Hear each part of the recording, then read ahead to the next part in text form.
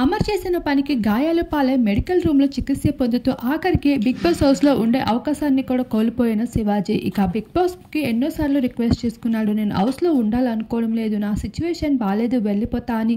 అయినప్పటికీ శివాజీకి ఉన్న క్రేజ్కి big boss యాజమాన్యం అయితే ఏమాత్రం ఇష్టపడలేదు బయటికి పంపించడము.